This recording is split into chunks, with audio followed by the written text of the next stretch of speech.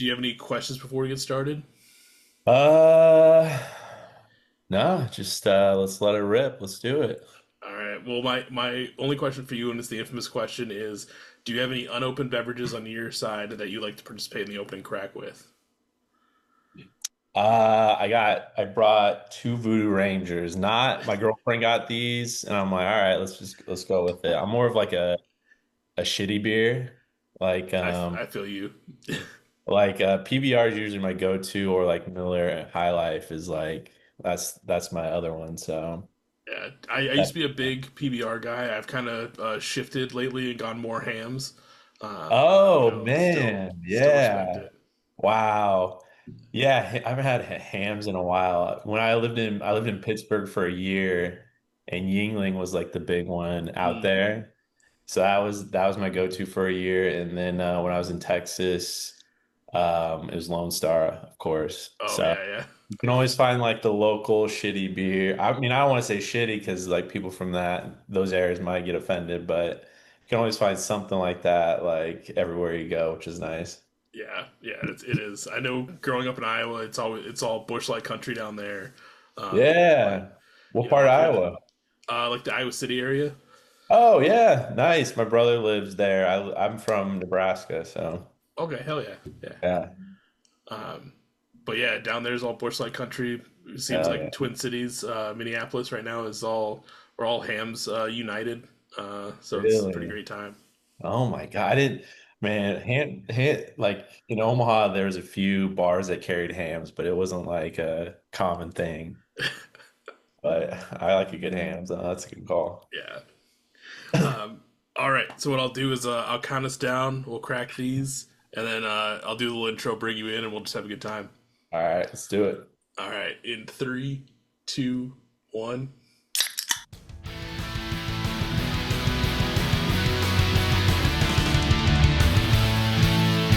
Welcome to the Beers with Bands podcast with your host, Michael Torres.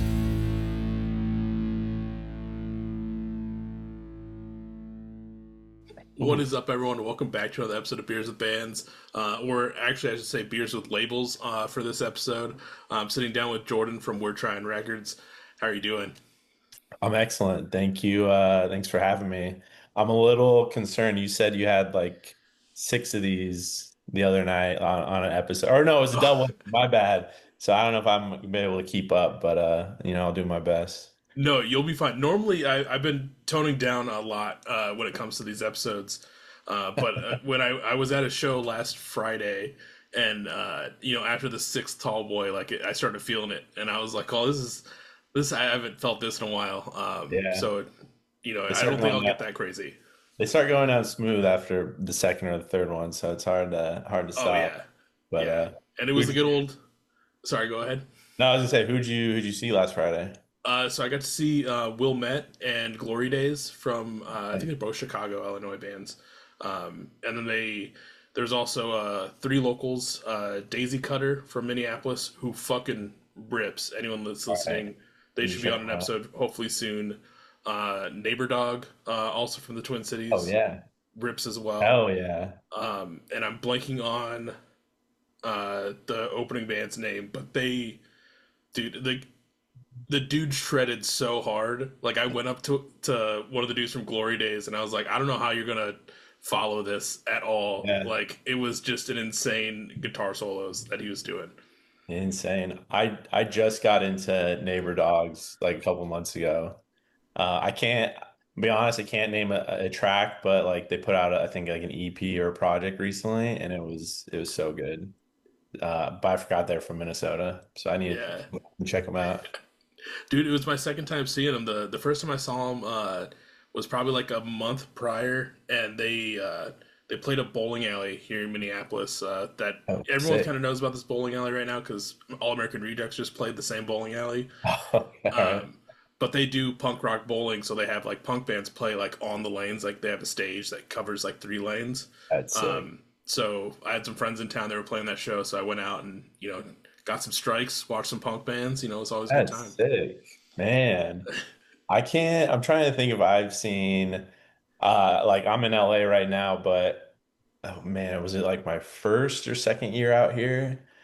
Origami Angel, Short Fictions, and somebody else. They played the back room of like a Chinese restaurant. And I took one of my buddies.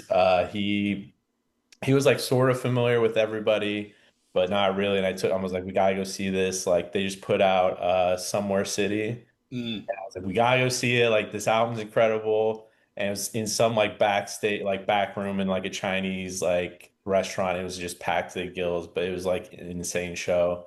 And I'll see him around like maybe like once a year. And every time he brings that show up, he's like, yeah, I'll never forget it. He's like, that was incredible.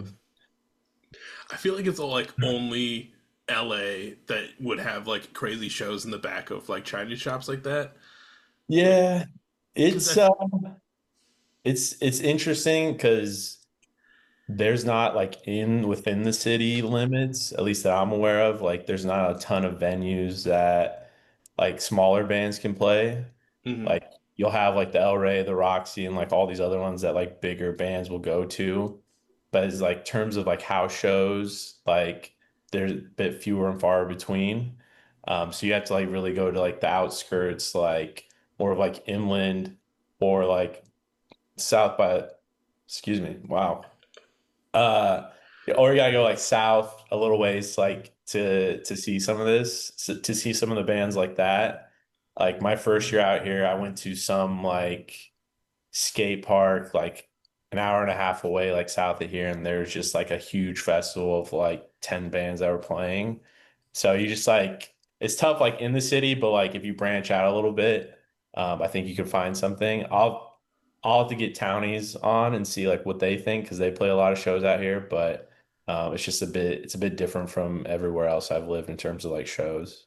Yeah, yeah. I remember one time we played. I used to like TM for a band, and we did a show, kind of in LA, but it was like not like fully LA, but it was like in LA County or whatever, and it was in some sort of like strip mall, and I'm trying to remember the exact kind of Oh, store. Um, I feel like but I've been to it, something like that. yeah, it was like some strip mall. They had like parking in the back. I remember it was like all fenced in, and then I can't remember what the store itself it was, but like it was super weird because like the room was like long, and instead of like looking this way, distance Mm. wise, like you were looking at the band this way, so you were like here to the Oh band, and yeah, it was yeah. just like super trippy. But it Crowd was was like super like yeah, we were like arced in sideways. front of them, like it was crazy, but They good times. Yeah, they do have I've been there one time, but the smell is in downtown. Okay, It's a famous venue. It's not the nicest place, but it's constantly like being saved. Like it's always like save the smell, save the smell. And there's always like some sort of drive to like keep it going. But I've been to like one or two shows there and that's like it's a little dingy, but it's a good place for like bands to pull up and play if they have some availability. So I hope it's still going. right. Well, obviously, as you can tell, tangents are totally cool on this show. I'm sure we'll probably get into a few more. Like I For everyone that's listening, like I said, I'm sitting down with Jordan from We're Trying Records. For people that aren't aware of We're Trying Records, I love this. You're not a DIY label; you're a Do It Together (DIT) label. Yes. I love that you have that in there because, like, yes, we have all these DIY labels, but to like make it in the forefront of like you're doing it together with these bands like like in the true heart of DIY. But I think I also saw too like your your mission is also like letting bands kind of produce what they want to do at the end of the Yeah. day, which is so cool and respectable to like be upfront about it and just doing it in general. Yeah. No, I think when I first started DIT, I mean, when I was thinking of it, I was like, this could be a little corny, but like, whatever. Um, because it's not going to be me that's doing everything. It's not going to be a band that's doing everything. I think from my perspective, it was just like these bands have worked so hard on their craft, their music, their everything that they might just need somebody to come in and help them with like some of the more like technical, I don't want to say technical things, but like some of the things that like creatives don't really want to deal with, like putting a press release together or reaching out to people. Like a lot of people, a lot of creatives just want to like focus on creating music or creating art, or like they'll use social media sometimes, but not really. And so for me, it was just like, this is where I can pick up the slack. I can work with you. I'm not going to shut down your art. I'm not going to like try to change it. I'll give you like my opinion and some pointers on like what to do. But at the end of the day, I think we've been pretty good about like just working with people, giving them the space to release like how they want to, where they want to, and just like giving our opinions and just like being upfront with like, okay, well, if you do it this way, this is what you might encounter, just so you know before you release everything and go about it. So it's just me at the label. It's a one-man show, so I'm pretty flexible.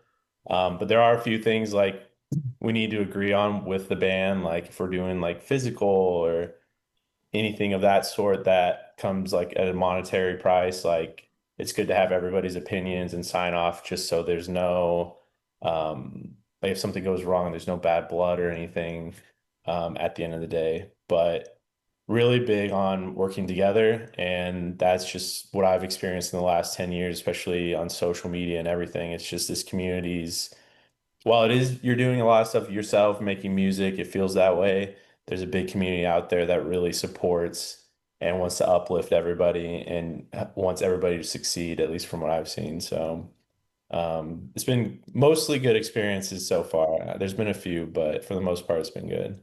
Well, that's good. I mean, to have only a few bad experiences in 10 years of doing the label, that's Yeah.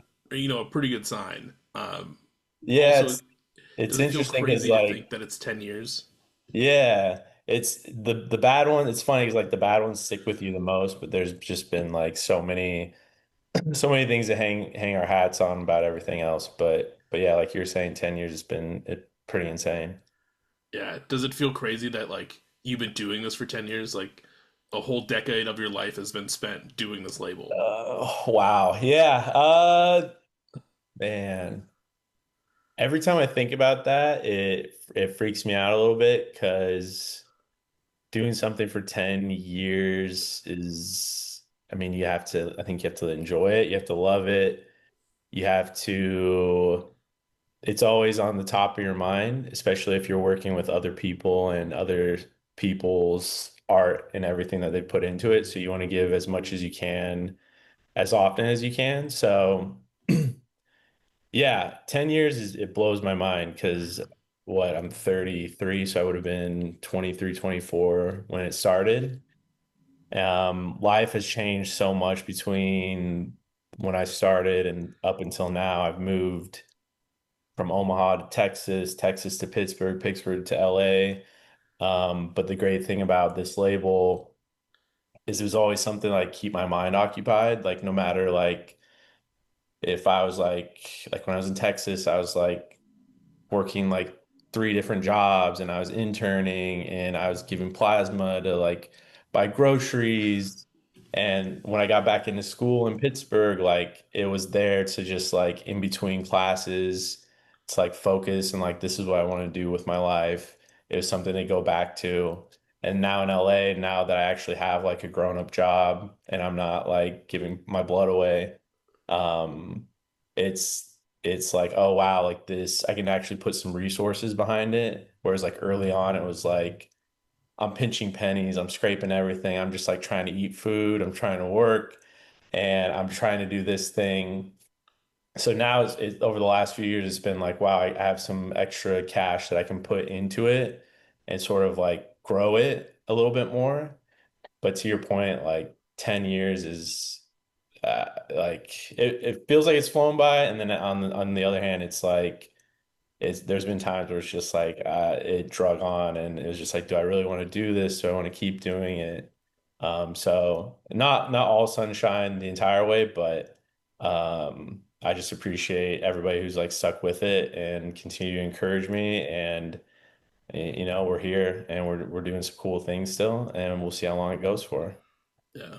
No, it's amazing to see it hit 10 years. I know the podcast it like is I'm going into year I think 6 right now. And I'm kind of Wow. at that point that you were kind of talking about, where like you hit those moments where you're like, I really want to keep doing this. Like I'm in Yeah. this like rut.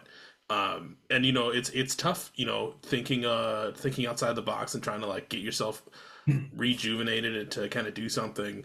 And I can't even imagine, like, it's still weird for me to think about on the past 5 years of just doing this, but like to think back 10 years of you doing it like that, that's got to Yeah. be, it's so crazy and insane. And then to still keep it going between like doing all these moves, like at least me, like I'm a laptop and a camera, like I can Yeah. pack up, move, do whatever, but like you got, there's so many contacts that you have and so many releases that you've done, like it's just impeccable and amazing that you've able to like maintain everything. I appreciate that. How many podcasts do you do a week? Because like, So this month was kind of crazy just because I'm taking June off from recording, so I wanted to kind of bank up some episodes. On a good month, I'll probably record maybe 3 to 4 episodes. I'm usually about a month ahead. okay, This I think for May I recorded. Uh, I think you might be like episode 7 or 8 wow. that I recorded this Oh month. my God. Also, Okay. fun fact, I forgot to mention this is also episode 250, which is crazy. Whoa. Uh, There we go. I realized that yesterday. But yeah, like like it's most months aren't too crazy and manageable, but it still can be somewhat of a process. Yeah, I mean, one a week is a good clip, especially like I mean, you got beers involved, so like having like two or three on a night for a week straight, like if you had to do more than that during a week, I feel like it would just like start to weigh on you a little bit. So Yeah, yeah. There has been a couple times where like I've done. I think the most I've done in a week was like 3, maybe 4 episodes. Oh, And by the shit. end of that week, I was like, man, I don't want to drink for a while. Like, Yeah, so yeah. like Oh doing my the podcast God. has been kind of nice because like I've slowed down my drinking, but I like have like 2 to 3 maybe a week if I'm Yeah. doing an episode. Other than that, I don't really drink too much, not to break the fourth wall for everyone that thinks I'm like getting crazy all the time. But Sponsors just went away. I know, Can't no longer sponsoring. darn. What's been like like podcasting has changed so much like from 6 years ago till now. Like what's been like the biggest thing you've seen? Like how have you grown since like you first started up until now? Like just with like the whole landscape. I mean, the one thing that I had to do was, obviously Instagram is like king right now. So, making an Instagram to being relevant there. But doing video, like originally I was just an audio only. So I think it's been 2 years now since I've started like doing video just to kind of have something else out there because Yeah. I kind of felt like I was hitting that wall of like, okay, I've done so much this way, I've grown an audience, but like I'm losing it somehow. Like I need to Yeah. do something else to kind of reinvent the wheel, so to speak, for myself. And then also just, you know, I feel like every year I try and do something different at the end of the year, just kind of spark it up. So like last year I did holiday cards that I That's mailed cool. out to people. The year before I unveiled like all new logos. Then the year before that was when I started doing the video. So like just trying to do something a year that'll kind of rejuvenate it. Yeah. And then since you're asking me good questions, I feel like I gotta turn around and you like at that initial point, like when you're doing this, like how are you? What are you doing to kind of feel like you're still staying relevant at least all these years? I know the past couple of years with DIY Twitter has been popping off, and we made so many connections through that way. But like, how was it like leading up to that and like Um, maneuvering around?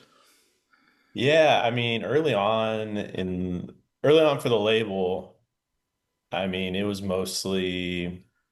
mostly Facebook was the big thing.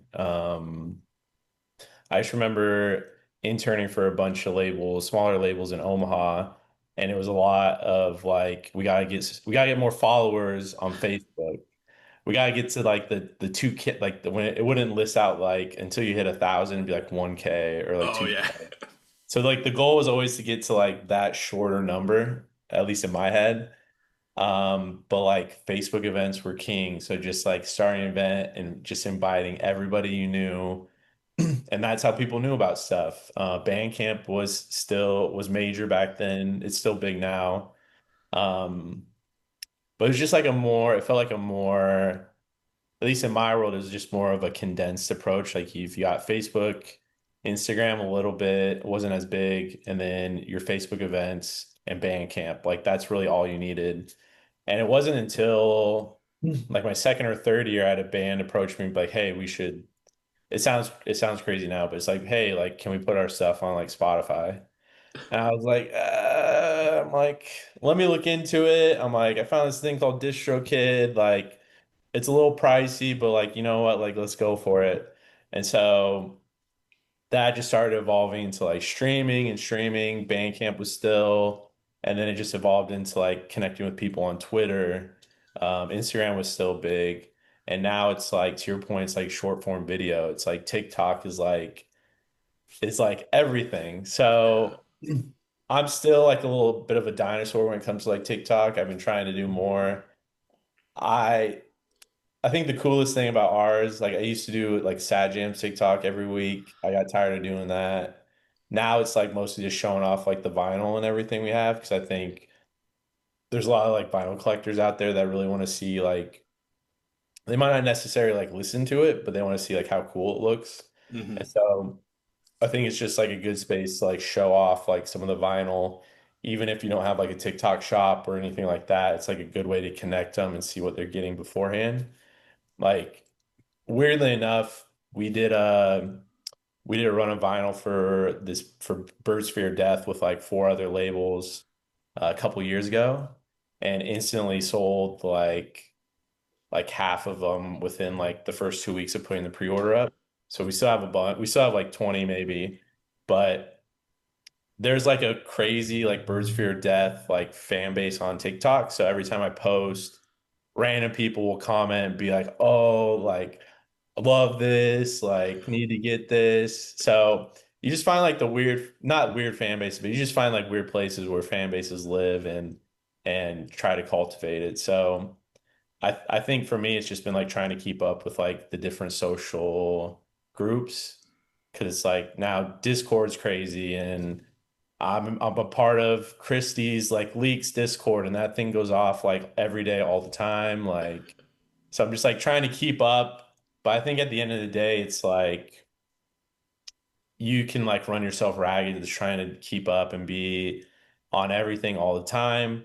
So it's either you use um the same assets, the same videos, the same posts across the board, and you just post everything out like across the board at one time, or you just really like hone into what you're comfortable with, like where you see like the most people that you enjoy interacting with.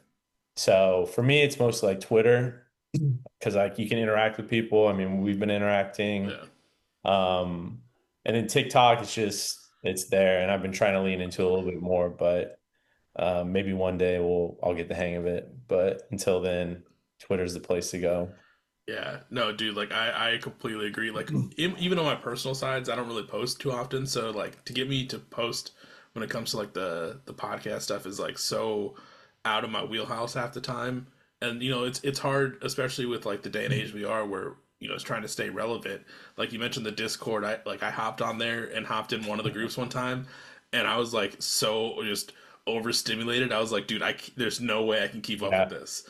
Uh, and especially There- like with work, like by the time I get in, like I've already missed like 3 days worth of conversation in like 2 hours. It's yeah. crazy. There's like a cool DIY Discord, but to your point, it was like overwhelming for me because it was like this area of the country, this area of the country, this area of the country, show, new music, and I was just like, I don't know where to look for all of this. Just like bring back Facebook events, like that's what I was hoping for, um, but it's all. I think it's also like social media is so like it is crucial, and it's allowed a lot of people to like find a voice and be successful and be known for like something that they've been working so hard on. But you get so many like one hit wonders or just like viral tracks. And I think at the end of the day, it's just like just because you have a viral track doesn't mean it's like good music. So I think there's always like a line there to like you gotta like stagger because I would love for a band that we work with to have a track go viral or do something. But if that's the only track people are listening to and like they're not growing as an artist and they're not producing merch and selling show tickets and all this other things, it's like what's like that was cool, but like it doesn't really build your artistry and like help you have a career in the long run. So I always think there's like a fine line between like finding a niche and finding popularity on there, to actually like being a successful like career musician that's gonna sustain you for the rest of your life if that's what you're interested in doing. Yeah, yeah, that's definitely a tough thing because like I'll find people on TikTok that I'm like, damn, this song rips, but like Yeah. nothing else like hits the same. And I Yeah. think I think two bands that have done it really well lately that I've kind of noticed is Leisure Hour and like Dear Marianne. Like they both have had things pop off on TikTok. Dear Marianne has been able to follow it up, I feel like, with their record that came out, and Leisure Hour has been able to follow it up with like every single that they've been releasing so far or lately has been popping off on TikTok just because the crazy videos that they're doing, like they're moshing in like the Badlands of South Dakota Yeah. and like Yeah. doing that fun stuff, but like then their music backs it up where it's tough when you find someone you're like, yes, this is amazing, but then just it doesn't hit just because it's that one song that Mhm. was never supposed to see the light of day that somehow made it on TikTok, blew up, and it's like, give me the juice, give me that. Yeah. Give me more of that. No, Leisure Hour just they just dropped it. Was it today they just dropped a new single? But Uh, yeah, today or yesterday, really, yeah, really recently. so good. Yeah. One thing when I was kind of leading up to this, like one thing I liked that you've done in the past, because it's the same thing I've kind of done too, is, you mentioned, scouring through Bandcamp to try and find bands. I remember, like we talked about earlier, like Bandcamp, it's still a big thing now, but 5, 10 years ago, it was the biggest thing for Yeah. DIY artists to be on Bandcamp.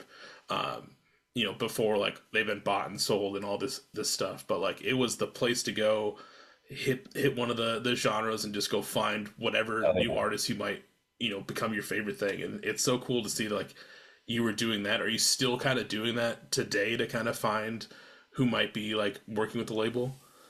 Yeah, yeah, I think to a certain extent. Because I mean, we have like our sad jams playlist, like tape duplication, like miscellaneous things that we do as like a side arm of the label. So if I'm having trouble finding like bands that I want to include or music that like I really enjoyed for the week, I'll usually like that's Bandcamp is like one of the resources that I use.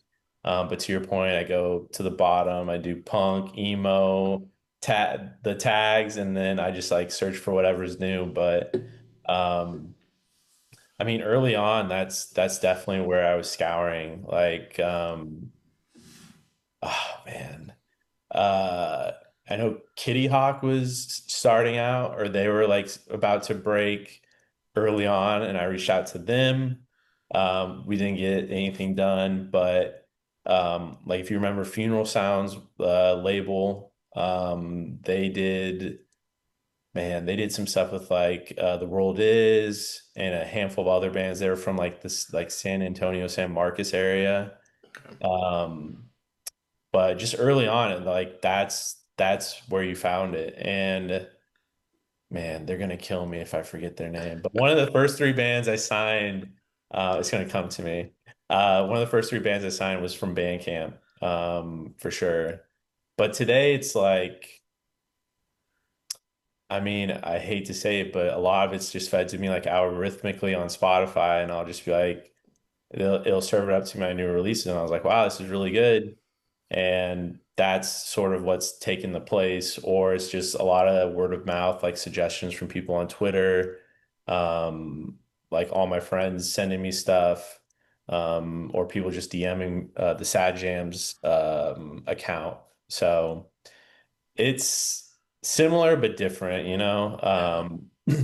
All of our data is being used to feed us what we already like, and we're not going to get out of our bubble, which is scary, but that you find bands that I don't think I'd ever would have found otherwise.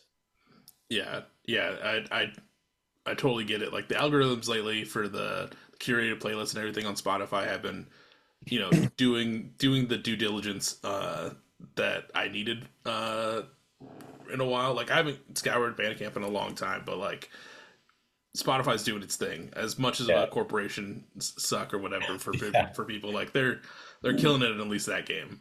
Do you remember like any of the bands that you found early on, like stuff that was like really big to you or like prominent?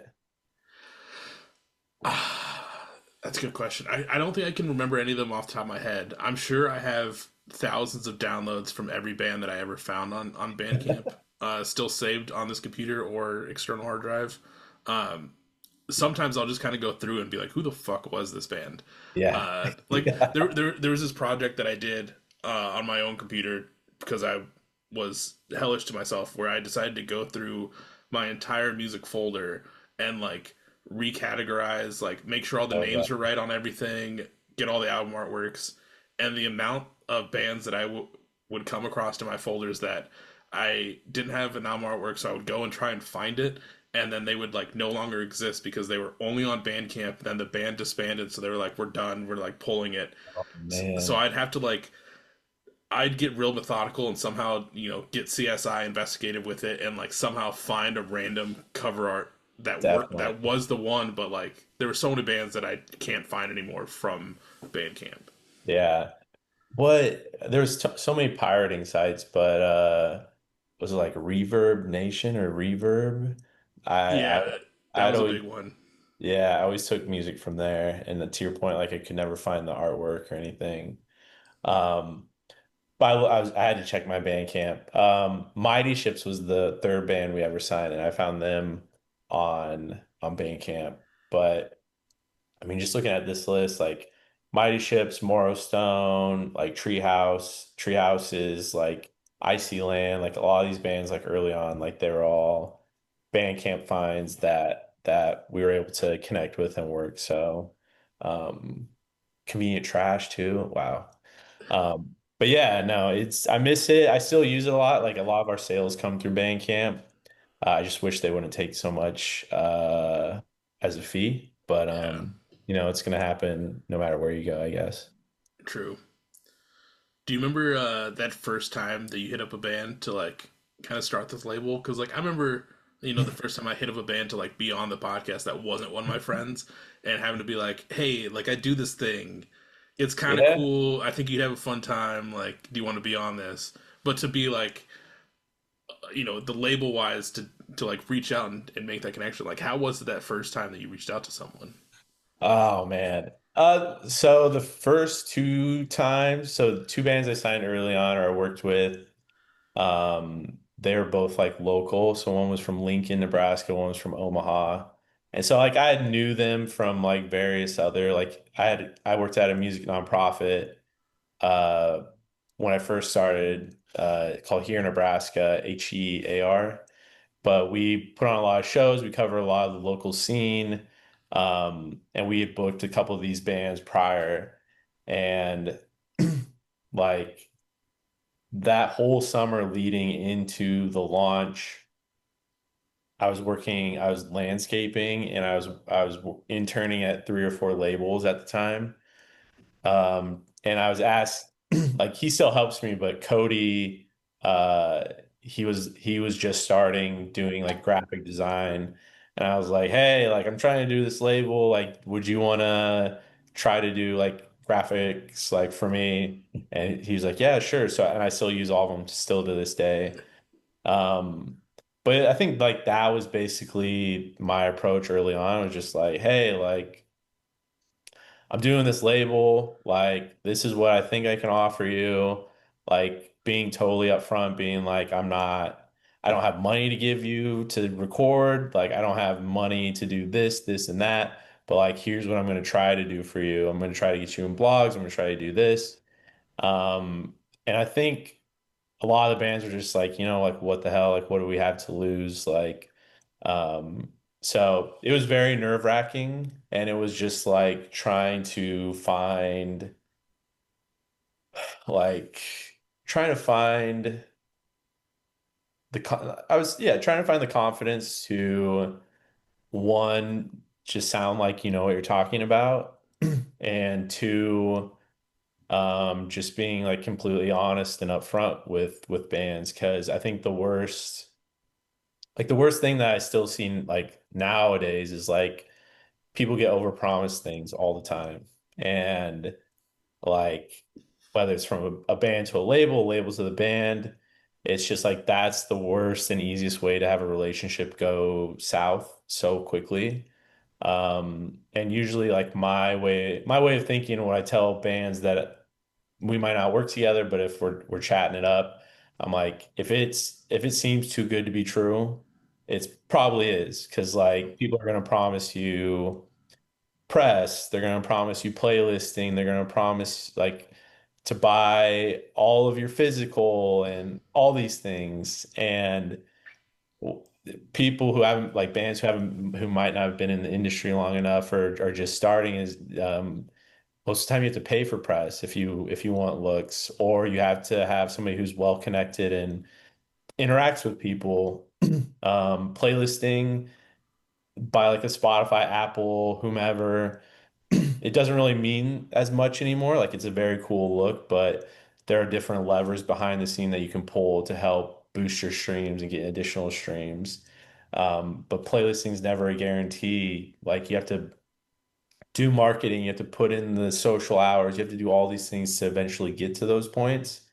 So if somebody's coming out the gate with a band who, and I hate using monthly listeners as like a metric to rely on because there's so many other platforms and so many different ways to attribute like a band's success. But saying like there's a band that has 500 monthlies, 300 monthlies, and this label's gonna come in and be like, I'm gonna get you all this press, I'm gonna get you on these playlists, and we're gonna do vinyl for you right out the gate. It's like, wow, that's amazing. Like, but at the end of the day, it's like not to knock bands that have a small monthly listeners because like there's so many good ones out there that just need time to work and develop and grow. It's like going all in on 100 to 200 vinyl on your first record's like super hard. Like you're probably going to be sitting on those for a year or two or three before you like sell through it. And you have to go on to the next project and the next project to get that body of work so people can discover you and see what you're all about. So I think I forget what the question is. I was rambling and it was a tangent, but I just think it's like just being upfront with people and being honest and saying what you're hoping to do and like providing them ways that you're going to go about like your methodology rather than just being like, I'm going to get you this or we're going to do this and you're going to be here and there and there because like that never works out in my opinion. But so I think just like being upfront and just being confident with the first email was like how I went about it, and that's definitely still what I my go-to today. So I hope the bands that I work with and reach out to feel the same. Hopefully I haven't overpromised anything. Otherwise that'd be a bad look, but I try not to. I feel like there's enough love in the community to towards We're Trying Rex that I think you've been doing pretty solid the last 10 years. I appreciate it. Yeah, I think the hardest thing for me is like, because I understand like vinyl is cool, and if I could, I would do it for every band that I work with all the time because it's such a like holding your first piece of vinyl that you've made or that's for your band is such like a cool feeling. But at the end of the day, it's like a huge investment. And if you're not planning on continuing to the band or continue to work it, like it just does you a disservice, and it's just a place to like sink your money into while you sit on all of the plastic at home. So I think just being smart with it and just like waiting and biding your time to jump into that aspect is just a key component, I think. But Yeah, but it's each also nice that like you're having these real conversations with these bands of like, hey, like as much as you want them to do their it's their band, it's their product. Obviously, at the end of the day, they can do what they want. But to have that voice of reason for a band of like getting I can't think of the right terminology, but the moments where like your eyes kind of glaze over and you're like, hell yeah, let's fucking do vinyl. But to have that voice of reason of being like, hey, as much as this is great, I would love to do this for you. Like you got to think about like these aspects at the end of the day, and to have someone to do that with these bands. Not saying none of the bands can't figure that stuff out for themselves, but Yeah. some bands, they want to get it out because that's the cool thing. But to have that conversation of like, hey, I think maybe now's not the right time. Like let's Yeah. maybe not your first release, maybe second, maybe third. We'll figure it out. But let's see how this goes, and like that way, because you don't want to sit on 150 vinyl for a band, and I know they don't want to hang on to those either and lug those around for a while. Like it sucks to hang on to all that stuff. Yeah. And I think to your point, it's like you're just hearing like back on social media, but people will read the comments and you'll just get like one or two people being like, you should I wish you would press this on vinyl, or you should do this, and they use that as like, hey, there's a need for vinyl. It's like, well, there's two people, so are they gonna buy like 50 each, or like what's like how are we gonna get past like, because I can't, because it's hard to like rationalize buying 100 to 200 vinyl for just when two people are going to buy it. So it's just like that echo chamber that you were alluding to. It's like you're going to be surrounded by people that love your music and they say they're going to buy stuff from you, but when it comes down to it, are they going to give you $30 for vinyl? Like, you never know. But yeah, it becomes tougher and tougher. And for me, if I'm not on board with something like that, but they find somebody who is, like I'm more than happy to be like, like maybe there's a way like all of us can work together. Or if I'm like really not feeling it, or if I don't think it's a good opportunity for me, I'm like, you know what, like that's a good opportunity for you guys. Like you should go do it and like take it if they're gonna offer it to you. So I try not to like hold anybody back. I try to provide reason, but if there's something else that's a bigger, better opportunity, like I'm always here to champion everybody and push them towards it. Yeah, I mean, dude, for everyone listening, these are great words that you want to hear from a label. I know there's a big stigma of like you don't have to go through a label, but to have someone that's not like you're obviously at a point and doing it to a standard that like you're not signing over their entire rights. You're not taking everything. You're more helping guide them through this and like being that marketing manager like enigma that they need without taking over their souls. Yeah, I mean I like that. Yeah, I mean I similar to like bands, like I aspired for this to be like my full-time job. Like I wish I could quit my day job and like do this full time, but the benefits, the money and everything, it doesn't quite add up just yet. Um, so for me, so loud. So for me, it's like I want to grow. I don't want to take advantage. If you feel like there's a better opportunity ahead of you, like just tell me about it. Like let's just talk about it. Let's be upfront. That's basically like all I ask. I've had a few times where a band, this is really early on, a band, we put out something, I pay for the tapes. They came back to me and they're like, yeah, you know what? Like we're not gonna promote the tapes. We're moving on to our next project. And they're like, also, like, we're gonna go look for another label that's bigger and better. And I was like, okay. I was like, but like you owe me half for these tapes. And they're like, no, it's like that's part of the business. I was like, okay, that's not true. Wow. Um, so they come back with their next project. They're like, hey, like we actually like want to put this out for you with you. And I was like, okay. I was like, what happened? They're like, oh, we just, like we just think it was great working with you. They really just couldn't find anybody else. I was like, okay. And so 3 years later, they come back and they're like, hey, like, would you like we're starting a completely new band. Like, we don't want to work with you anymore. We want you to take our stuff down from all the streaming services. And I was like, okay. I was like, well, you still owe me this much money for the tapes that I bought you 3 years ago that you said you would pay for, but you just pushed them on me and said it was part of the business. And they're like, oh, they're like, yeah, like we're sorry about that. And I was like, okay, well, pay, like, just give me my half and I'll take everything down. And they just like refused and they kept being like, hey, like that's not right. Like it's part of the business. They kept saying that part of the business.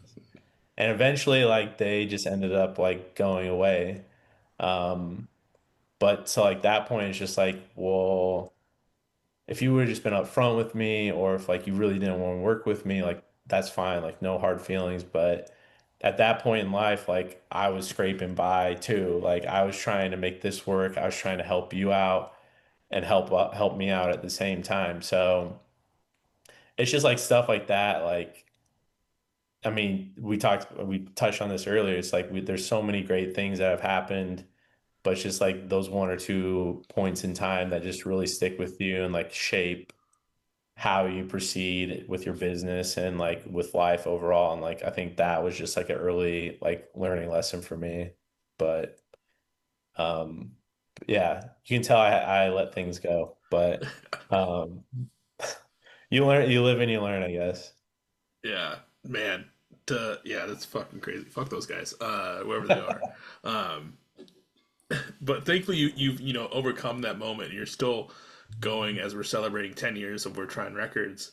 Uh, on top of just doing the label for the past 10 years, you've also kind of we've already hinted at a little bit of it, but you've kind of branched out a little bit too, doing the Sad Jams playlist, which is a whole another enigma on its own. That's why, like, when we started, before we fully started the episode, and you were saying you didn't have enough time to do a podcast, I was like, you do so much shit with We're Trying, Sad Jams, and then also kind of being part of Gluten Free Records, which we'll talk about here in a little bit too. Like, I understand that you don't have time, but like, I just do one thing, and I feel like I don't even have time for this thing, and you're doing so many things behind the scenes. Oh yeah. Like, Um oh sorry, I don't no, go ahead. no, I think it's not I don't think it's a healthy thing, but for me, I some sort of like anxiety or sense of being overwhelmed is like a driver for me. And listened to a lot of podcasts on this and like there's a lot I'm not saying like I'm equivalent to any of these people, but there's a lot of like successful comedians as people like that who were afraid like they were really driven by anxiety and like that was a key factor for them to just like keep going, keep producing and keep putting things out. And eventually when they got help, their big concern was just like, I don't want to get rid of this thing because it helps me. It's helped me get this far. So I obviously like I'm not successful like them, but like I for me it's just like some of that underlying being like, uneasy, like unsettling, but like, you gotta keep doing things. You got your brain like just won't stop. So that's sort of where I'm at. And in 2020 when things were shut down, people were really going online for everything. Um, that's when I started to ramp up Sad Jams. I had it going like 2 or 3 years ago before playlisting and personalized playlisting was like more mainstream. But the idea behind it is like at the end of the day, like all these editors at like all the big DSPs are just tastemakers. And as lame as it like I think their plays like get to be a little lame because they're just gonna be playlisting like the biggest and the best music that people are searching. So, but they're underserving a community that has a ton of great music people are looking for. And at the end of the day, a lot of these bands who don't have a huge following or don't have the marketing budget or everything like that Like it might be cool just to be like featured on a playlist or be on a cover or something. Like I don't know. So while we had it going on Spotify, I started to like really emphasize it, using it. Like I don't know if you follow like a Rap Caviar or like Hot Country on Instagram, like Spotify accounts for these playlists. I was like, well, why not do this for like an emo playlist or a punk playlist, whatever. Yeah. Just to give shout outs, to get people going. And that way it can like feed people back to the label, which so it all like sort of like works together. Um, I tried describing this method to like a professor or somebody, and they told me it was a Ponzi scheme, which I don't know if I agree with, but there's like some logic in there. But during the pandemic, it really took on like different levels. Like I just watched videos on like how to dub tapes, and I bought a tape dubber, and I bought a bunch of blank tapes, and I just started just like doing it was like starting the label all over again. It was reaching out to people being like, hey, like, can I make you tapes?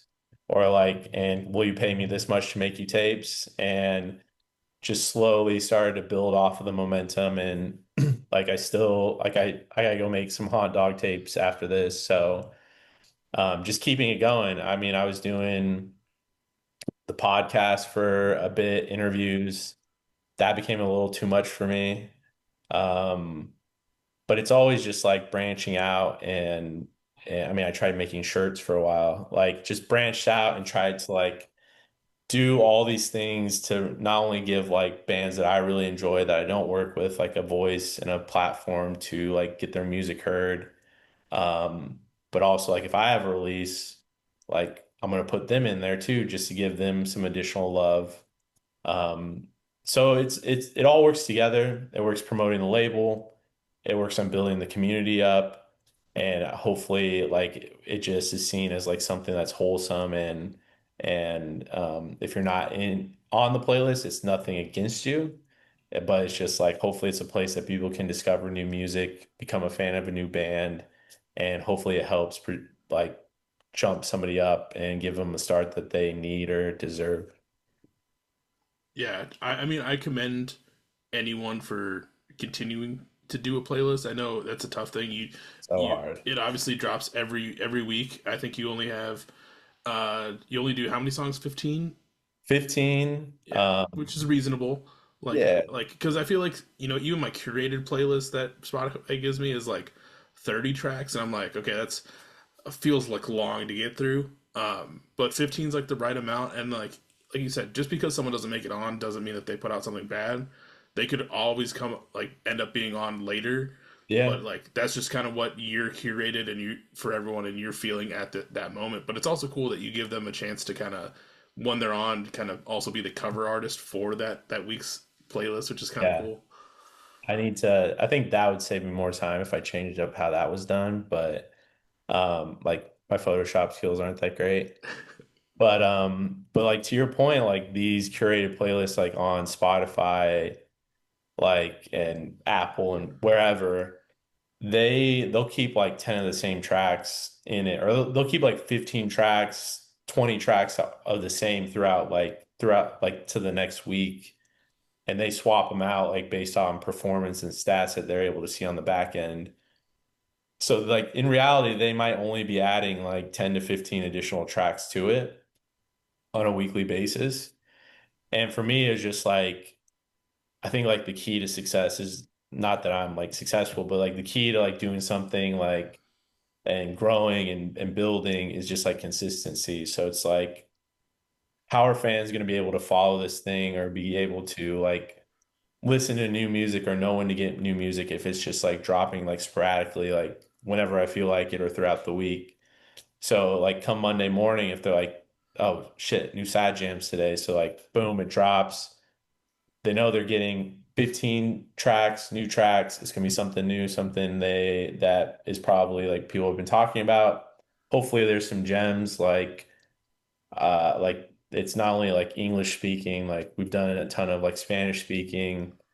I work with some Italian bands, so there's always some Italian in there. Um, so it's just all over the place. But like every week it's Monday, every week it's 15, every week there's a new artist. And it's just something that people, I hope, look forward to and like know where to find it. And rather than just being like, oh, is it coming? Did we miss it? Is it coming out on Tuesday? So I think just like being consistent. And somebody's asked me before, like, why don't you like do 20? And for me, it's like finding 15 is like, it's hard. Yeah. So like doing 20 or adding five more and it's just like would take more time and everything. So it's just like trying to find a nice balance between like doing the playlist, doing the label, and then like having a life outside of everything else. Yeah, that's for sure. Um, I love that you brought up the Italian bands because that was something I had in my notes that I've kind of Yeah. loved when I was doing this deep dive. Is obviously you could focus on all these bands that are quote unquote in your backyard throughout the states, but it's been cool because obviously you've had Ellen May from Australia on help them with the release, but you've also had and I'm gonna butcher their names so bad, All good. Konoha from Italy Uh-huh. and Comic Sans from Spain on like helping them do releases. Like, was that just one of those things where you kind of just found them through the algorithm and then like wanted like how do you find an Italian band and a Spain band and like make that work to help them with the release? Because I get those bands in my playlist every once in a while, but it's so cool to see that like you're helping them do something across this world that we're living in. Yeah. Phew. I think the first international band I did was Tree Houses, and I found them on Bandcamp. That was like that was a little difficult just because of like the monetary aspect, like US dollars to Australian dollars was like the biggest thing. But when it comes to like English, we're both English speaking, like it's not that big of a barrier to overcome. But when you're talking about like I think Bato might have been the first. Sorry, I'm looking at my Bandcamp while we're You're good. talking. Um, I think Vato was like our first like Italian band, and I think I found them on Bandcamp as well. And I just remember like listening to their previous project, and it was just like, man, I don't understand a single word that they're saying, but like just like the instrumentals, like all of that, just like it felt like very natural to me. And I was just like, you know what? Like, let's just see what happens, like, see what they think. Like, maybe I might not be able to offer them like the same services just because, like, bringing like a non-English speaking band into the US and getting press and like all that stuff, it's like, it's pretty tough. Like, this is would just be more of like an introductory into like the US market and trying to get them out here as much as I can. Um, and as bad as it is, like a lot of countries speak English as like the second language. So there's always like a way to connect with them and speak with them. But I mean, it was just they seemed open to it. And after releasing the first Vato, it's crazy like how it sort of spread. Not, I wouldn't say it spread throughout Italy, but it did make connections with a lot of these other bands um like Kanoa, if I'm saying that right. I still don't know. Um Montaluna as well. So we've had a handful of like Italian bands. I've had a handful like reach out as well, but we've done stuff in Italy. Trophy Jumps, I believe, is from Serbia, I want to say.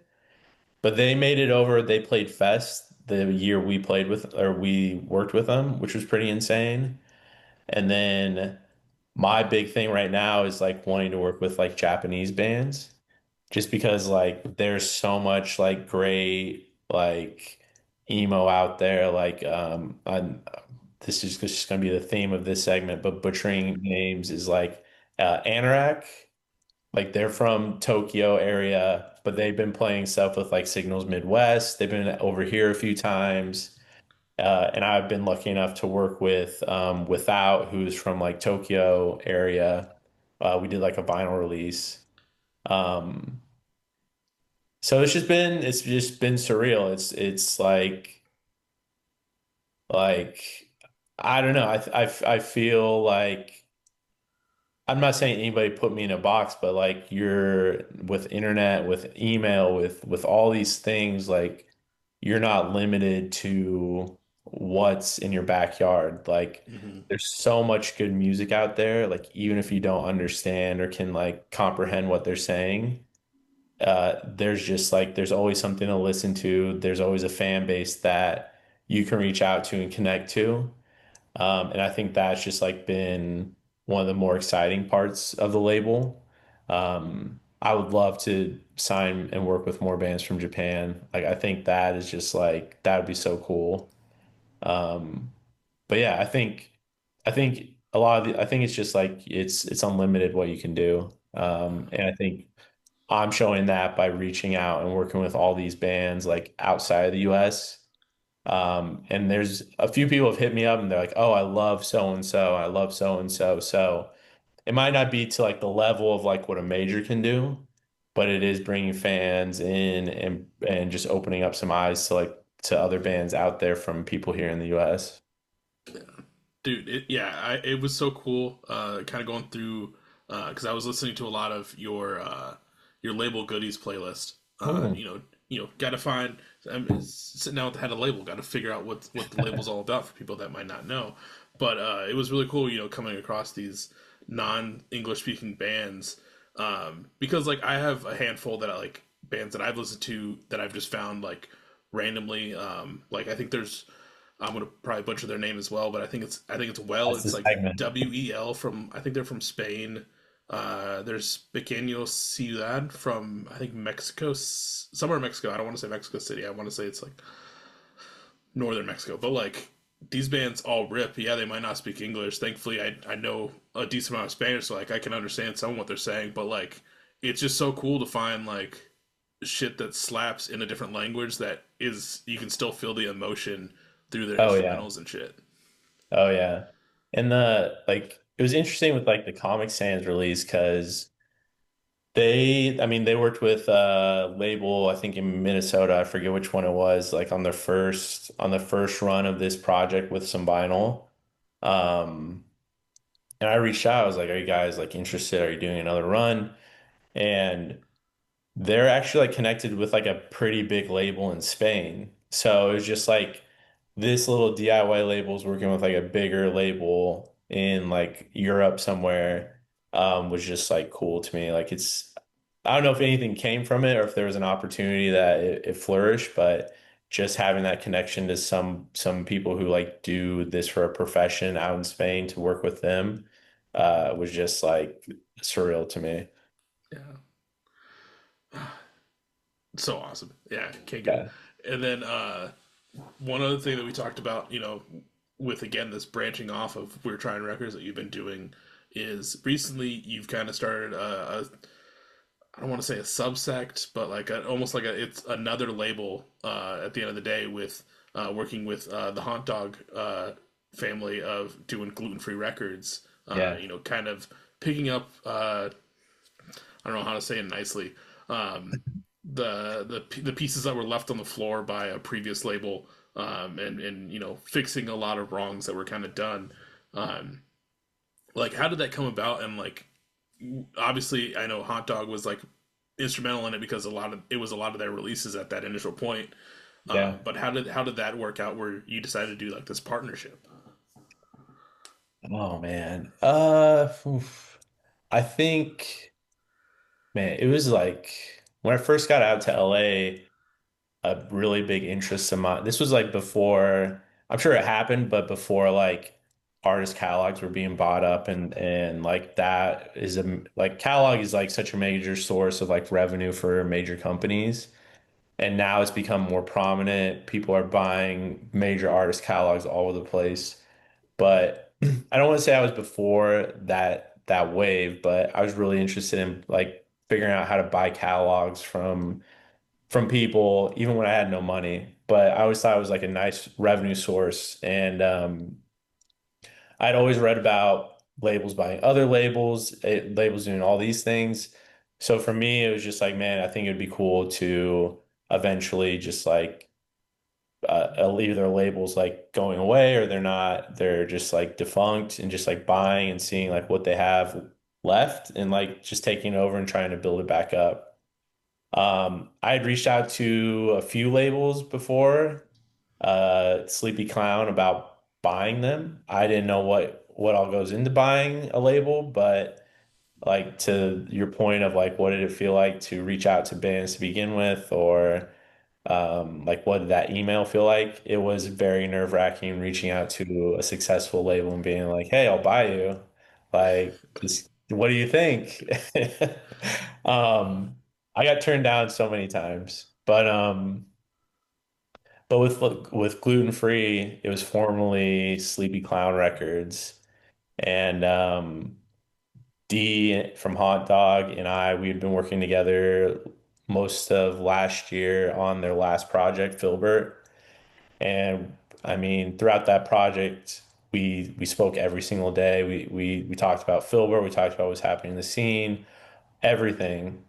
And I just noticed all these issues happening with Sleepy Clown. They were going dark, like everybody was complaining about him. And they had a few records underneath them and they were talking to me about it. And I was like, you know what? Like I might just like reach out and see if I can like buy them or something. Try to get them going again. And D was like, hey, like I've always wanted to run a label. Like, what do you think about being like a partner in it? And so we just kicked it off. Um, D was one of the few people that could actually get a hold of the owner of Sleepy Clown. So it really worked out in our favor. And we just ended up saying like, hey, like, you know what, we'll help you fulfill everything that's missing. We won't we won't say anything about like what's happening behind the scenes or like what's going on personally. But if you can just give us like all of the orders, all of the inventory, all of that stuff, like we'll do our best to make right by these people and like take it from there. Um, and just like through like not actually taking like actual polls, but just like taking temperature checks, we decided like maybe we should move on from the previous name and start branding it our own. So we ended up doing gluten free, and it's just been like a huge learning experience. Because it's different from like starting from scratch and like building it and building a company and like the image that you see and like want to do. There's just so much baggage and there's so many people that you want to do right by. So it's just been the last year, because I think we took it over in like June or July of last year. The last year has just been collecting inventory from the previous owner, trying to make it seamless and easy for people to say they're missing something or submitting like forms like that they're missing something, and then just like sifting through all of the inventory we have to like actually see like what we can provide and like what we have to actually refund. So I feel like we're pretty close right now. All of the refunded money is coming from our pockets. We didn't get anything from the former label, so we're just trying to make right, trying to make sure we're set up and everybody trusts us again. Um, but to one end, we do have a lot of inventory of like some cool stuff that they did. Like we had a bunch of Oh My God Elephant tapes left over, so we finally got those up. We're working on a few other things with Oh My God Elephant. And we also just did a run of Darkle tapes, which was really cool. And then this week, D and I have been talking, and there's just a ton of bands that are coming in that want to do like more physical re-releases. So we're trying to work around like what we can actually do while we're still trying to refund people and like what we can take on. Um, just because like when you see like a label starting out, you feel like you can create all these physical products that everybody's going to buy instantly. But like to a point made earlier, it's like you're probably going to be sitting on a lot of these vinyl or cassettes for a year or so plus. And so you shouldn't be really banking on selling things out like instantly within a month or two to make your money back. Um, So it's just been a lot of like trying to figure out like what we should put towards the refunds, what we should start taking on, what's going to be profitable, what's not. So it's just been super interesting. And I've never worked with anybody on We're Trying. It's just been me solo. So trying to have a open mind and hearing D out on a lot of things because I think they have a lot of great ideas. They know a lot of great people. Just being able to be flexible and just like let people run with things has been like the major challenge for me at least. But I'm hoping we'll have a big year with it. I think there's a lot of cool stuff happening down the line. It's only a matter of time before we get it back running and on the tracks again. No, it's awesome that both of you came together to kind of rejuvenate it and kind of help make a lot of things right. Because I know, yeah, I think they had. I can't remember what was it. I think their split, the hot dog split was on there, and then there was a couple other things too that were like seeing that all go down was really shitty to see. And obviously Yeah. not talking shade to anyone previously, but like to see that also kind of reemerge this past year with another label. Like it sucks, but it kind of goes back to kind of what you were saying earlier of just like you know being upfront, like not trying to over promise things, especially like right out the gate. Obviously, not trying to talk shit to anyone Yeah. because I still love everything that label had done. Yeah. But like it's a tough thing to kind of hit that wall, but then also for you to come in and like it's even tougher to come in and like bring it back from the ashes and like fix all these wrongs that have been happening. And Yeah. like you said, doing it all out of pocket at the end of the day. Yeah. I think I think one thing that I've learned in this process and just viewing like what's happened like to a couple other labels is like I'm not gonna give this as like the complete excuse as to like why things might have not worked out or anything, but at the end of the day, it's like a lot of these DIY labels are ran by late teens, early 20-year-olds that are still like in college or in school and they don't have like the formal income to actually like put behind and like really have like a safety net. And so when they are putting out great releases and things are selling, like I think one of the labels just had an issue with a plant that went bankrupt and like took a lot of their money. Yeah, So it's just like when you're like living like I wouldn't say life or death, but or living on the edge with like the margins of like you really need all these things to come through because you put your money into it. I think that's just like a very tricky thing. And I don't want to say like that's the reason like things went south. Maybe there's other things that like I'm not aware of. I know there were some other complaints out there, but it's just I think to a certain extent taking it with like a grain of salt and giving people the benefit of the doubt is always great. And just like realizing like at these places in your life when you're in your 20s, lower 20s, when you're still like just living paycheck to paycheck or like trying to just like scrape some money together to like fund this project that you're passionate about and something like that happens, I think that's always something like take into consideration and be compassionate about. It's just like a tough, shitty situation to be in. And I'm not saying that's the case for the label that we took over or the other label that had some issues this year, but it's just like a perspective that I've been gaining throughout this entire process. Um, but you also like really rad records, like they had a huge fire that like yeah, like knocked that. out like everything. So it's just like these crazy incidences, like that one is just like that one was just really sad. Like they were killing it. Yeah. Yeah, that one I completely forgot that they had that happen. I remember seeing that email come through and I was like, "Holy shit!" Like that is Yeah. crazy to have that happen and such a bummer. But like one, as bad as it is that we're have lost a couple labels or these past few years, like it's still nice to see all the labels that are still kind of like striving and like doing something. Especially like as you know, the DIY space is so up and down sometimes, but obviously we have like you doing so continuing this. Lonely Ghost Records is still going strong. We have now PNWK doing a Yeah. lot of big things, and I'm sure that there's a few that I'm missing off the top of my head. But it's cool to see like just everyone being in this such nice community that we have, and like no one's like, oh, I'm trying to like out release this other Yeah. label. It's like everyone's cool with each other. Everyone's like doing uh not splits with each other. That's not the right word with like labels, but like doing like split.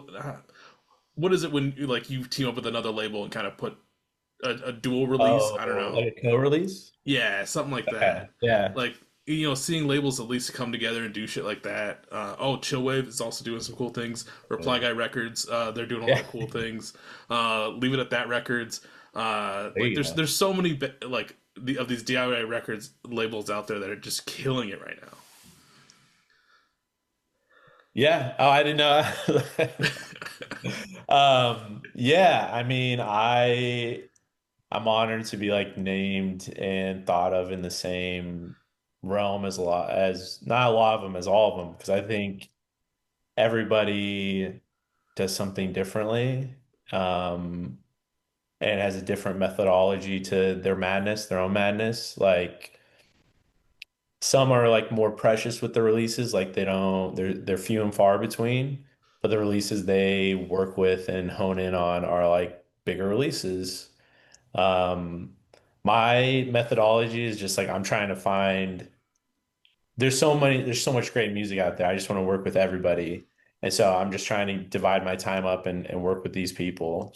Some people might not like that way of going about it, but some do tape, some do CDs, some do vinyl. Like it's across the board. But to your point, I think everybody I've interacted with has been like super friendly.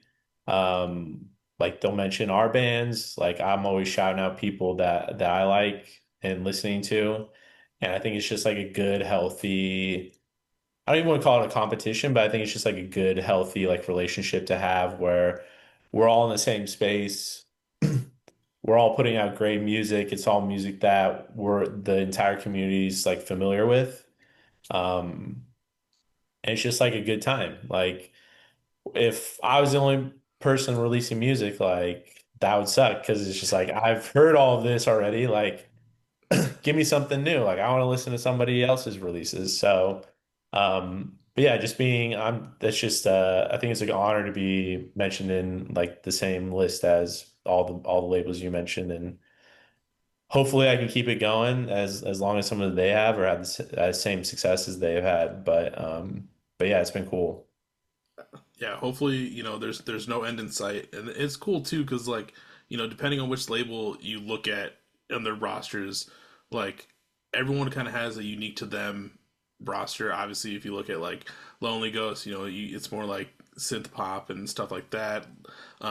Leave It at That Records a little bit more emo but more like Michigan based. And then like, yours is a little bit more spread out through the country and uh, world. But then like seeing some of the stuff that you have in there, it is really cool to see too. Like I gotta say, like going through the playlist, like I think I already found probably one of my new bands that I need to check out Yeah. in Beach Shop. Like that Oh, first song came on, and I was like, oh fuck, like all right, hell yeah, like oh this is yeah. this is Was it tight. Kirkland? Was that the, Yeah, Kirkland. oh yeah. And then like there's just so many good bands on here. Like Monday was really sick as well.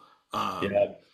but like just getting it to deep dive into a lot of these labels and like finding stuff that hasn't hit my like curated playlist because like you said, those algorithms aren't always doing their due diligence. But it's nice to see like that shit shine. Yeah. I mean, I always get messages or DMs being like, are you accepting demos? And I was like, yeah, send it like, send it through. Like I'm not gonna say yes to everything, but like I want to hear what you're working on. Like maybe there's something we can do. But I think just the methodology for me has just been like I just want to be everywhere. Like I just want to have bands that I've encountered or can like can like call to if I need something, like just spread out because you'll never know if like a band in the future is going to be like touring and they're like, hey, do you know anybody in this place or this place? Which we've encountered, but it's just like it's just good to have that in your back pocket and not be like, for me at least, not be regionalized or in one space just because there's so many different sounds. There's so many different like fan bases out there that you can pull from to like bring into the label. So maybe like the fan base in Seattle is different than like the Maryland, Baltimore area. And so maybe you can get somebody from Seattle to like check out Checkmate or Monday or any of these bands. So like that was my thinking going into it. Um, but it's also like there's like I mentioned, there's just so much good music and out there that I would hate to like not put something out just because it doesn't fit like the region or what I was going after initially. So it's just I don't know if there's a method to the madness, but just basically just like going with like whatever I like listening to, whatever makes me feel something. That's like what I want to be a part of. Yeah, dude, I get that 100%. Like with this podcast, like I obviously, like I said, this is episode 250. I've had a lot of people on. That's But at the end crazy. of the day, it's been I think one time that it's really happened. But like at the end of the day, like anyone that I have come on, it's because like I actually like their stuff, and like for me to have someone on, like I want to like their stuff because it you build a better connection with the conversation, and like I feel Yeah. better like representing it. Um, Obviously, there's those times where like maybe something doesn't work, and I gotta say like, hey, I don't vibe right. Like I don't think this will be a good conversation, and have those tough conversations. But like it's all about finding shit that like sounds good to you, and I put it out and hope that like everyone else likes it for whatever reason they like it, and that's kind of what you're doing too. And it's working so well that I'm finding new bands every time the Sad Jams playlist comes up. Man, I appreciate that. Yeah, I mean, and it's like I think putting something out that you enjoy, I think if it doesn't match with like what everybody else is feeling, I still look back at it and be like, damn, that was awesome. That was one of my favorite releases like we've ever done. Like I know during COVID we released a project by Run for the Whales. I think that was a band, but we put out a self-titled project with them, and I didn't get a ton of traction, but like I'll still look back at it and be like, wow, like that was amazing. I remember where I was at, who I was talking to, like during this whole entire process. So it sounds like it's like a little selfish when I say it like that, but I don't know, just putting out good music, listening to good music, stuff that makes me feel something, that's just like the key to it. Yeah. No, I don't think it makes it sound selfish at all. Like at the end of the day, like you're helping everyone, but at the same time, like it's easier to help something as okay, this might sound bad. It's easier to help something that like you fully connect with. It'd be different if like, I don't know how your feelings are about country, but like let's say it's a country artist and you just hate country and you bring them in and you're like, yeah, like we can do this because like I know like someone will like it, like we can sell tapes, whatever, but you're not feeling the full emotion behind it. So like it's not going to make you want to fully work on sending out that email to Yeah. someone and be like, hey, check this out. Like you need to have Yeah. that full backing. Yeah. I mean, it makes the work like 1,000 times harder. Like it's not based, to your point, it's not based on emotion. It's based on like just like cold hard facts. And it's just like something like that. Whoever you're talking to, whether it's a press outlet, an editor at one of the playlists or at one of the DSPs, it's like they can tell like you're not fully interested in it. But if there's a way that you're actually like emotionally invested, like they'll be able to tell the difference between like you reading a script or reading off a timeline or whatever, compared to be like, oh, if you listen at this mark on this song, like you'll hear like this sound. And I think that goes a long way in a lot of these discussions. Yeah. I know I could ask you the almost cliche question of like what's been your favorite release the last 10 years. I know that's difficult. That's 10 years of releases. That's they're like your children at the end of the day with everything you put out. That'd be like someone asked me, what was my favorite episode that I've done, and Fifty. there might be an answer to that one, and I don't want to ruin it for people. But uh, one thing that I really love, and it's like a recurring thing on this podcast, is sound clips in songs. So I'm going to get a little bit more of a unique question from like to you is, and this one might be kind of difficult, but from like we talked about earlier, you're big on letting bands produce what they want. Obviously, you've had like Monday's Shitstorm and like Narrator Shut Up Mike both start with like a sound clip. Trailer Park Boys and I Think You Should Leave are in there. But like, what has been a song that had caught you off guard with their sound clip that you just weren't expecting, Ooh. Oh man. I will say, or your favorite sample you've heard in a song? mm, ooh, I would say I have one that sticks out to me, but I do want to say Monday, they actually got that cleared by the Trailer Park Boys. They went and like emailed them and they said it was okay to use. So that was a first for me. I've never had a band do that. So that was really That is interesting. sick. Very stand up for for Monday. But I will say like the one that really stands out to me is we released a project with Morrowstone like early on. Um, Man, what was it called? I'm trying to look at my Bandcamp. Oh, they put out a project called Dear Wolf, and they used I don't know if you remember that Liam Neeson movie, Into the Gray or The Gray. Oh, the one where he fights the wolves. Yeah, it was about fighting a wolf. So they wanted to do tapes for the project, and I think I was going to National Audio Company to do all my tapes back then. And I sent through the audio, I had everything set up, and that was the first time I ever had them come back to me and be like, "Hey, like you have you have like Sony Pictures sign off on using this audio in the tapes." And they're like, "We'll need you to submit like a written letter from Sony Pictures saying it's okay and like copyright and everything's been like signed off." And it like freaked me out. I was like, there's no way. Like, I don't have that kind of money. I can't do this. And so we had to like scrap the whole thing. And that was the first time I ever tried dubbing tapes on my own. And they turned out terrible. Like I was just like cutting the J cards or the O cards with the scissors. Like I was just folding them. I wasn't like it was a mess. So that to this day, I've always been like a little weary. Like I think samples and like all these things really make a lot of these like a lot of this music, especially in like the DIY scene.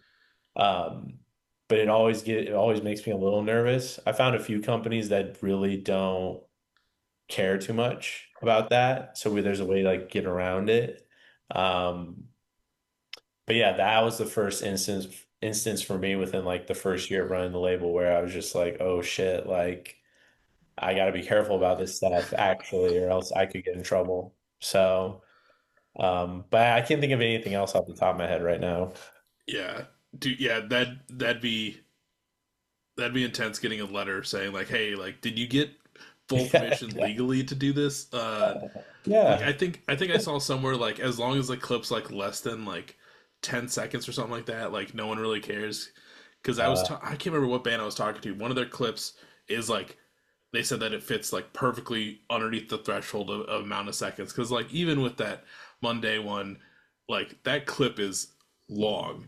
yeah. Because it's a full segment from that episode. It's still so cool that they got like the actual Boys permission for that. Like that is so crazy, Yeah. so crazy. I've never heard of that happening in DIY, of like someone getting permission. So I love that. Oh yeah. Went through all the proper channels for that one. Um, but it is like even if you look at like all the streaming platforms and all the different distributors out there, they're trying to track that like they're trying to like crack down on like like this type of stuff, or bands putting or artists, fake artists putting up like other artists' music to like get royalties and all of that stuff. So they're sort of starting to crack down on it, but like there's so much leeway based on the amount of music that gets released on a daily basis and just like how easy it is to like upload all this stuff. Um, just like piggybacking off like what you mentioned earlier, like just like trying like how I'm like invested in like all these different areas. I during COVID, I was so bored that this was when like sped up and slowed down songs were becoming a big thing. And so I started my own like SoundCloud and TikTok channel where it's just dedicated to sped up and slowed down popular songs. And so I was using it because at work I was trying to prove a point where like these sped up and slowed down tracks are like useful in like building like an audience. And I think I did like maybe like 10 of them.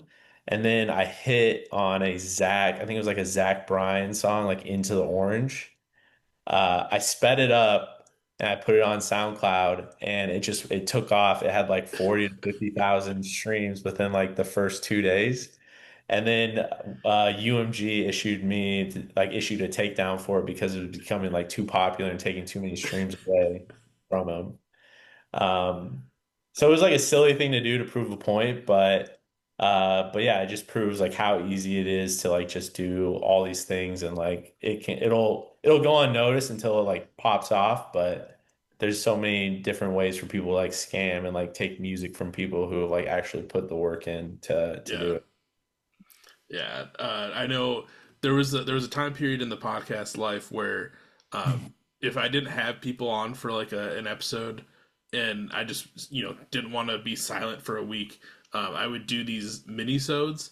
They were pretty much like half an hour long, if that. But I would just basically just get hammered for this like 20 to 30 minutes, and like the first half I would talk about a band that I really liked that people might not know, and then I talked about like a bigger band that people might know that like I liked. But I had adjusted my Beers with Bands intro at the time that someone had made. So instead of saying Beers with Bands, I went and found clips from The Office, Space Jam, and another TV show that all say Michael and like yell Michael. So I dubbed in Michael on top of where like bands were supposed to be.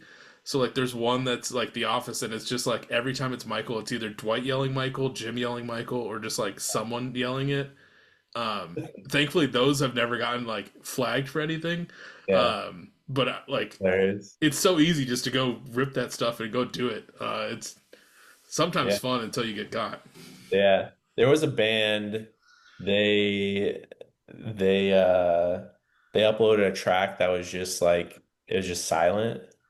Oh, And they did like I think not just a track, but I think it was like a whole album, wasn't it? yeah, that's right. And they told their fans just to put it on repeat overnight Yep. and then ended up getting like thousands of dollars from it. And Spotify ended up like coming back and taking their money back because they deemed it as like not a real album.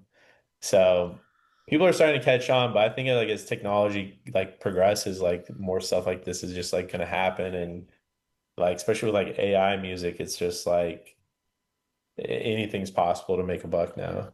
Yeah, which is insane. I think it was also recently where like there was some people already putting like AI artists and music out on Spotify, and like I think Spotify has cracked down on that one already, but like at some point it's going to be AI is going to be so crazy that it won't even be able to be like noticed on Spotify and like these streaming sites, which is going to be insane to think.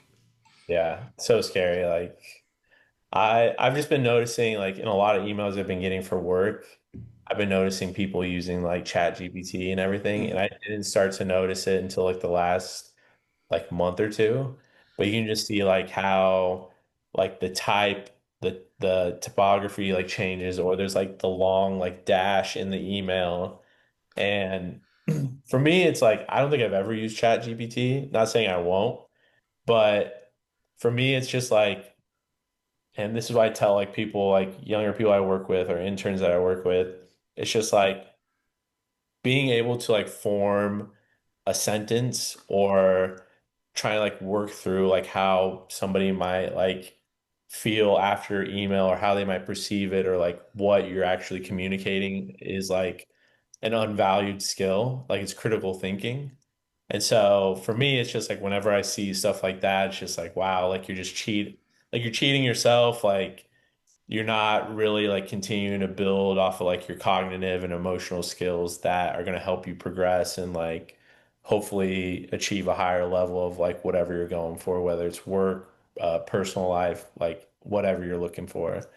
So it just makes me really nervous and like seeing how widely AI is used. I like sound like a dinosaur right now. It just makes me nervous for like interacting with people or having people have like original thoughts like in a day-to-day basis. But I guess we'll see. Yeah, yeah. It will. Hopefully, it goes well. I know some of my managers at work have talked about like, we're bringing in like a new software that's going to be AI and like do all this thing, and I'm like, man, this is where shit gets weird. Yeah, yeah. Not to go all like old, but like those robots are going to fight back. You know what I'm saying? Yeah. Yeah, I have a glass of water beside you. Yeah, exactly.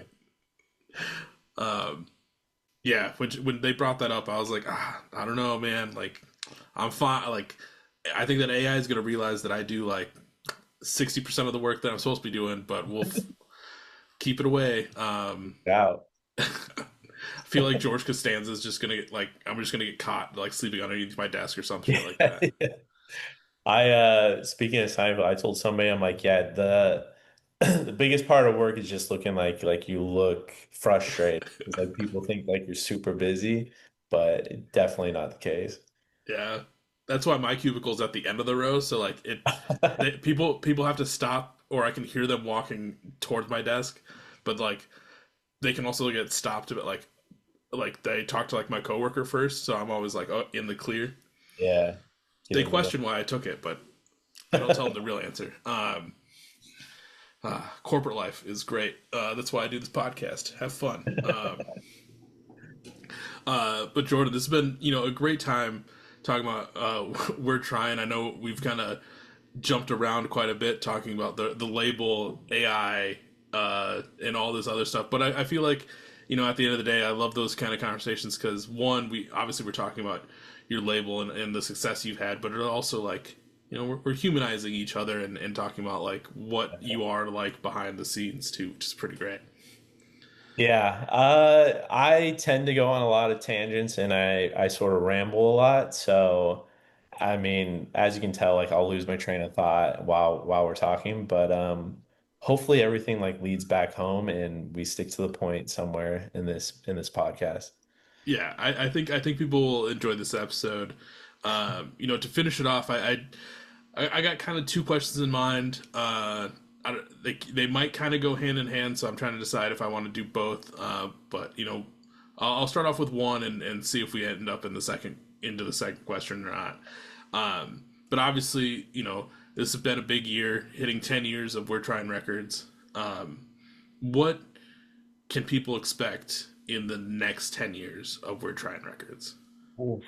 Oh man. 10 years. It's hard to like imagine doing this for another 10 years. I hope it's still around. That'd be the goal is to eventually do this for a living. So I hope that's what's happening by year 20. Um, but I mean, I hope hopefully like one of these bands like hits it big, like that, not only for the label, but for whomever band it is. Like I think I couldn't think of like a better story for me and a better feeling to see a band start from humble beginnings to playing like tours all year or selling through vinyl or as like as I don't want to say mainstream, but as like just charting on like a Hot 100 or whatever, Hot 200, whatever. Like I think that would be like the coolest and like just something like I would love to be a part of. But yeah, 10 years from now, hopefully this is still going. Hopefully I'm doing this for a living. and hopefully we have some like career artists under our belt to just continue to push we're trying, and that they can just like live off their music and do what they love for a living. Yeah, I mean, I hope all those things happen. I know, looking at the roster right now, it's looking pretty good. I think we're in a solid year. I think you kind of mentioned it in one of your other interviews that 2024 was a good year for the label, and I think these upcoming years, seeing who's still on the label and you're working with, I think the next few years are still gonna be even better. I appreciate that. Yeah, there's a lot of conversations with a lot of bands happening right now, so I'm feeling like it's really gonna ramp up this year. So, but yeah, I appreciate that. I think everybody we've worked with so far has been it's been a delight. Hopefully, like we've had an impact on them and their career, and just like hopefully we can keep it going in the next few years. Yeah. Well, I know we're already on that high note, and I feel like it's. I'm going to ask the other question. I wasn't sure, but it's going to happen. Close it I down. kind of, yeah. I end up all my episodes with the same question, and it's from your time, obviously 10 years of doing We're Trying Records. What have been like your favorite moment, or some of your favorite moments that you've got to experience in that time? Oh man. I would say one moment that really sticks out to me and that feels like it felt like there was like a community, or it felt like we were bringing people together was now we did South by shows, and we did we did a thing called House Fest. And they were they were during the same week on the same weekend. But when I was living in Austin, and like a year after, I become friends with people that lived in like the co-ops at UT. And South by hates it, but they held a lot of like unofficial showcases.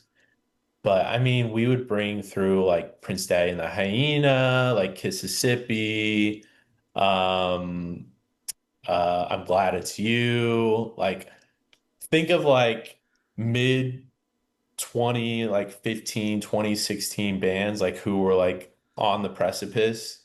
Like we had them playing like 20-minute sets in like this like co-op like cafeteria during South by. Like it was absolute, like looking back, it's like it's insane that happened.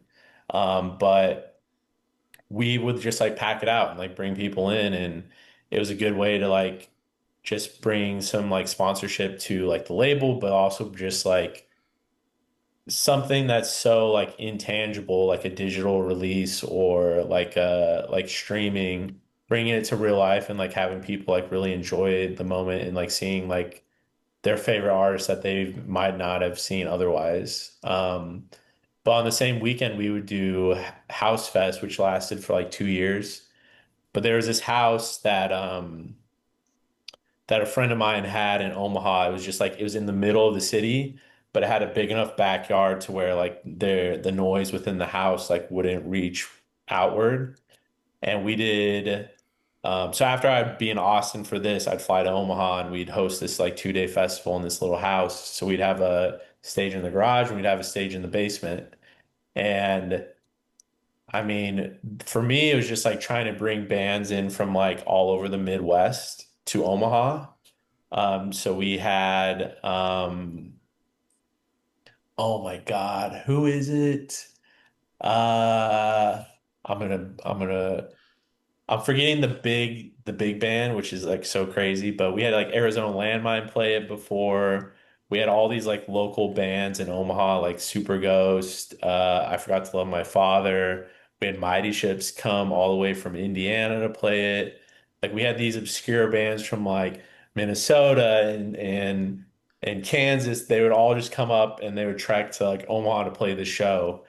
But it was just insane to see like people come together and like want to hear these people, um, and just listen. So I think early on that was a huge thing for me, just because like bringing community, like that was that's a huge thing for me. Like I want to build community. I want people to come together and enjoy listening to music.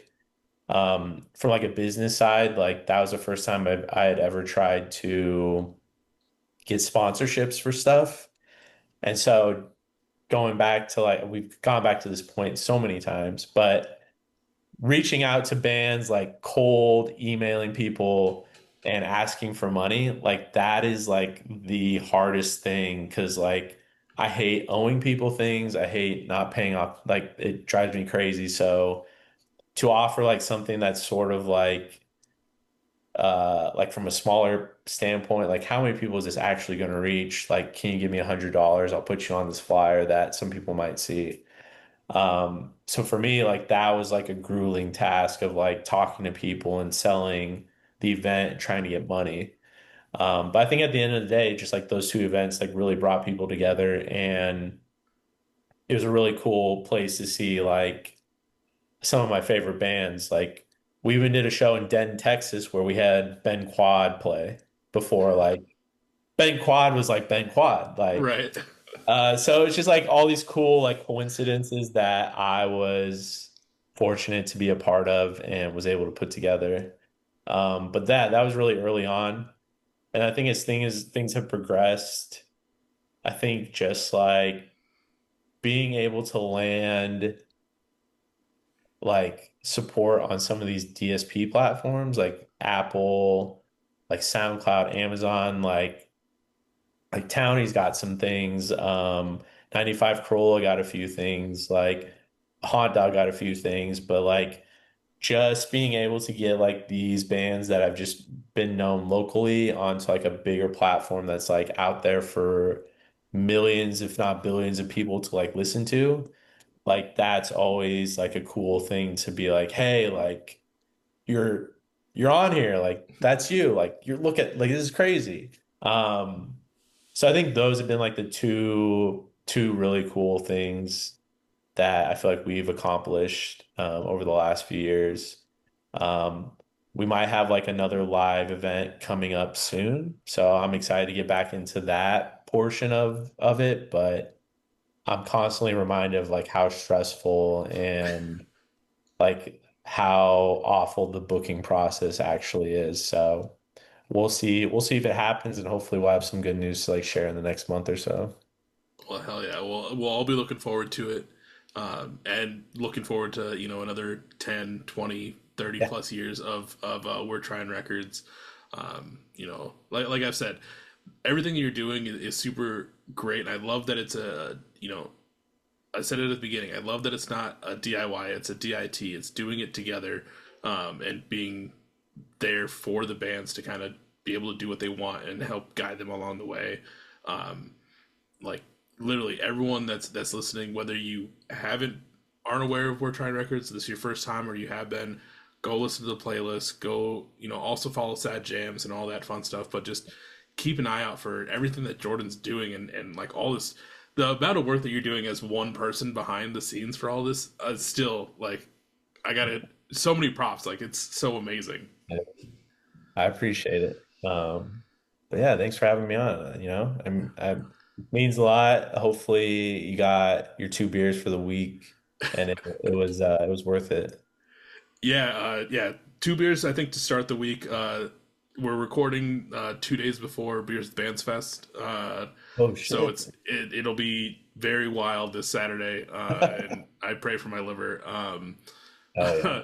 But if anyone's looking for We're Trying Records, where can they find it? Oh man, we got a website. We're trying records.com. We're trying rec on Twitter, formerly Twitter, Instagram, Facebook if you still use it, TikTok, all the social platforms. And then Sad Jams is also out on Instagram. I can't remember. Does Sad Jams have a Twitter or not? Is not that would be so much to keep track of. Yeah. Sad Jams is only Instagram, but you'll find it integrated in all the we're trying social handles across the board. Yep, because I know there's links on the website, and then obviously you can find Sad Jam's playlist on Spotify, along with the kind of roster playlist that you have as Yeah. well. Also, Gluten Free Records is on Instagram as well, and then also integrated through the website and all that fun stuff. But more of the story is, depending on where you found this episode, whether it's Facebook, Instagram, Twitter, Threads, Blue Sky, or you watch the YouTube version and got to see Jordan's lily face like I did tonight, check the hyperlinks down below. Go follow We're Trying Rec, Sad Jams, and Gluten Free Records on all the platforms. Stay up to date for new music, new playlist, new tapes, new releases, all that fun stuff. And just be ready for everything coming next. Hell yeah. Dude, Jordan, one last big thank you for taking the time out of your Thursday. I'm so happy we got this worked out to talk to me about your label. Yeah. Thank you. Thank you for the platform. Thank you for withstanding the rambles, the tangents, and keeping me on track. I appreciate it. And yeah, hopefully Beers with Bandfest goes great and we can do this again. Hell yeah. Always down to do another one of these. Okay. Um, Everyone, go follow We're Trying Records. Go listen to everything that they have out and have produced. And I will catch everyone on the next episode. Yeah. Thank See ya. you. Beers with Biz. Beers with Biz.